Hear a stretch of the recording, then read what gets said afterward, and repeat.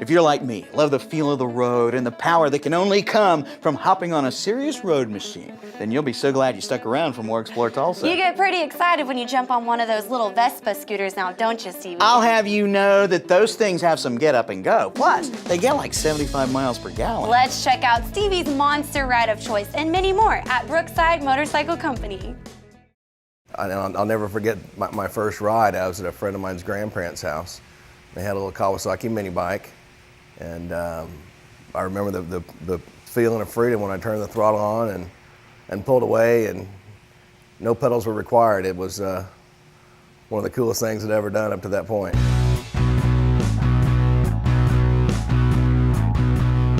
I worked for another dealership. They were a Highline car dealership, and I'd been there a long time. But I knew motorcycles because I'd always had motorcycles. And one day I just kind of had the idea of combining the two and making kind of a boutique kind of fun environment that represented a lot of different kinds of motorcycles that was ran by enthusiasts. So my wife and I just kind of opened it up, we got a building and a bunch of motorcycles and painted the walls and just kind of went from there, and that was nearly 10 years ago.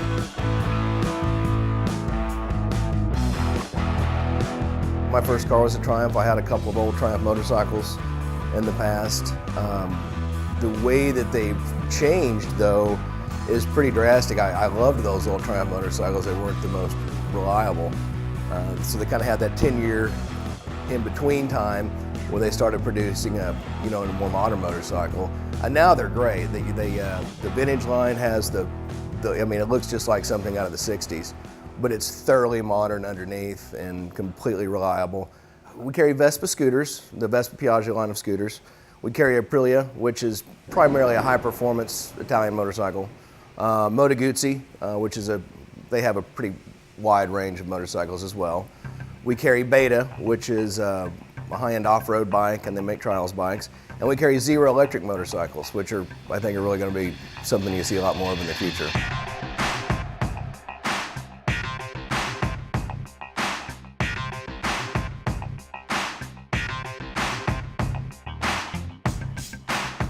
A few years ago, the electric motorcycle was really kind of a novelty. They were a little bit expensive, and electric vehicles are not a new thing. They've had electric cars since the 70s, but they are either hampered by range or acceleration or speed or some combination of those. Now with this newer generation of bikes, we have motorcycles that can push up to 200 miles in range. They charge up depending on your charging system, in as little as an hour or two. They have a battery pack that's designed to last about 300,000 miles.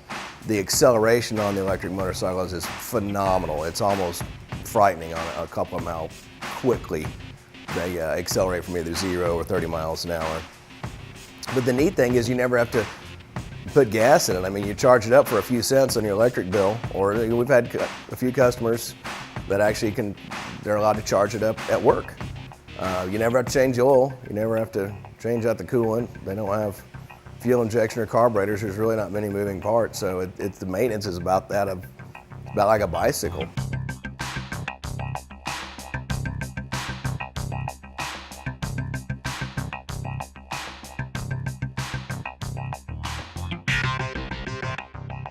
Over the last 10 years, there's definitely been some ups and downs. There's a lot less motorcycle dealers in business now than there were 10 years ago. They were during that kind of economic downturn. But I would tell that guy or anybody else that wants to do it, if you work hard and you want to do it and you want to be dedicated to it, you can make it happen. And it's really not about the money. You don't do this to get rich. You do it because you like motorcycles and you like motorcycle people. So if you treat everybody fair and under promise and over deliver in every way possible, then yeah, go for it and try to enjoy it, because it's going to go by quicker than you think.